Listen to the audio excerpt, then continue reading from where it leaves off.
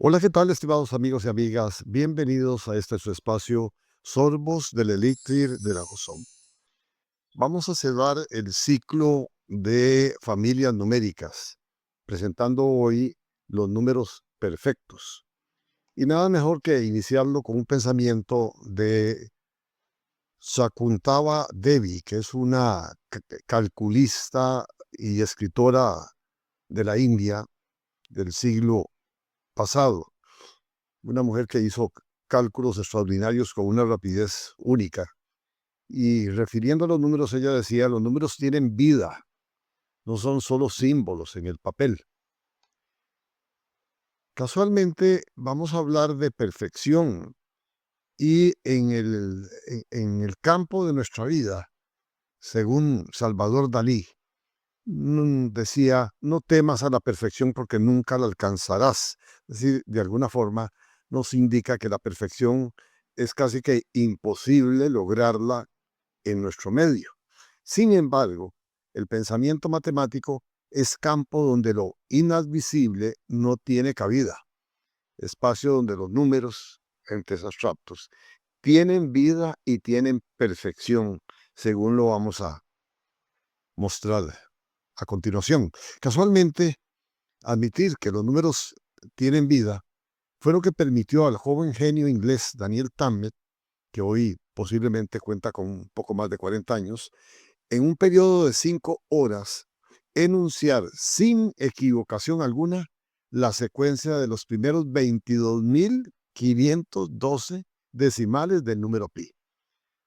Sabemos que el número pi presenta una secuencia que no tiene un comportamiento, o por lo menos no se ha encontrado todavía, un comportamiento definido, claro, y sin embargo, Daniel Tammet logró decir 22.512 de los decimales. Pero él lo explica de esta manera, dice, recitar decimales de pi no es contar números, sino narrar una historia. Vean cómo él logra ver vida en el comportamiento de los números. La presencia de números perfectos surgió en la Grecia clásica, siendo matemáticos como Nicómano de Gerasa en el siglo I y Tión de Esmirna, el siglo II, ya época romana, quienes los describieron como aquellos números naturales cuya suma de sus divisores propios, es decir, los divisores que son menores que el número, es el mismo número, destacando en ese momento, en esos dos primeros siglos, destacando la existencia de los primeros 4 miembros de la familia. Veámoslos. Casualmente, el primer número es el número 6. Perfecto. ¿Por qué?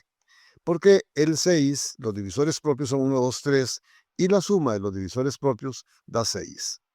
6 tiene una particularidad también que lo hace muy interesante, y es que el producto de los divisores también da el mismo número 6. Y una cosa también importante es que 6 estaba asociado a la palabra hada, que es un palíndromo. Así que el 6 presenta un, o constituye un número súper interesante. Además, como diría una nieta mía a nivel de kinder, en su momento, Fabiana decía que es el número más fácil de hacer porque se hace en un 2 por 3. Bien, el segundo número encontrado fue el 28. También los divisores de 28, los divisores propios, los menores que 28, sumados dan exactamente 28. El tercero, y aquí es donde viene el asombro, en esa época, es el 496, que marca perfección porque los divisores, a la hora de ser sumados, dan exactamente la misma cantidad, 496, los divisores propios. Pero lo extraordinario viene en este momento, porque vean el cuarto número, 8128. Perfecto. Es decir, vean la distancia que hay entre un número perfecto y el que le sigue. Evidentemente, constituyen números súper interesantes de poder localizarse.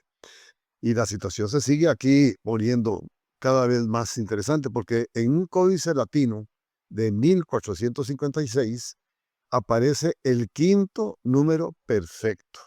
Y sin haber tecnologías en ese momento tecnologías electrónicas, el número es 33.550.336.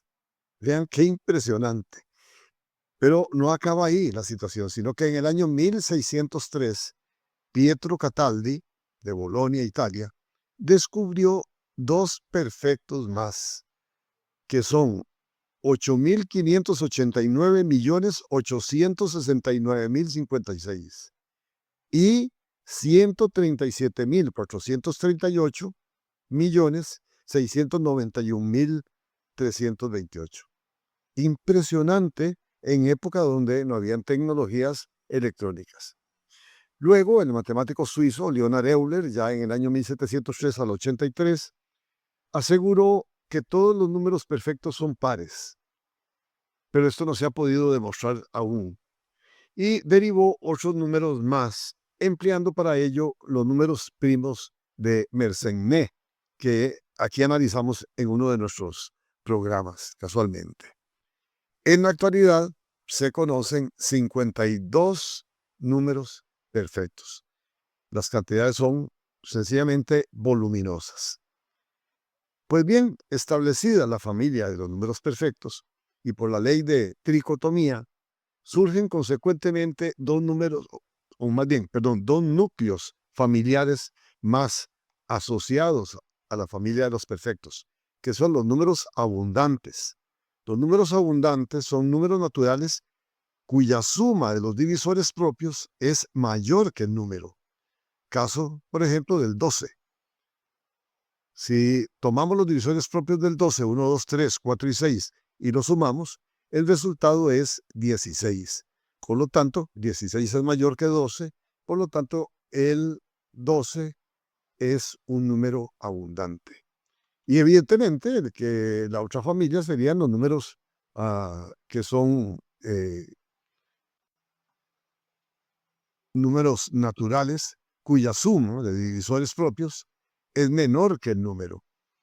Estos números, por ejemplo, como el 5, que es un número deficiente, porque a la hora de sumar sus divisores propios, la suma nos da 33.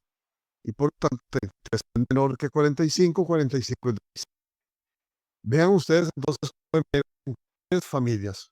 Una sumamente interesante, que es la familia de números perfectos, por lo complicado de poderlo localizar. Las otras, digamos, con una mayor consecuencia o mayor facilidad de alcanzarlos, que son los números abundantes y los números deficientes.